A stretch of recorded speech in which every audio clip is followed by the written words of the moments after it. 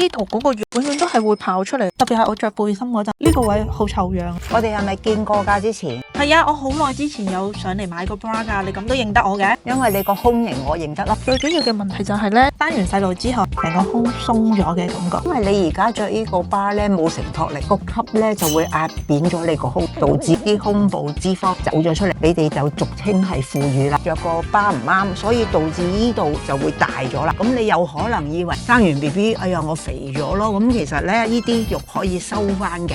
真㗎？呢兩嚿肉好奇怪，以為係我胸骨大咗啊，胸低咗，咁所以導致呢度向前傾咗。其實個胸係超靚咯，你咁而家我俾啲嘢你着下，你就會見到呢度收翻入去㗎啦，幾舒服嚇。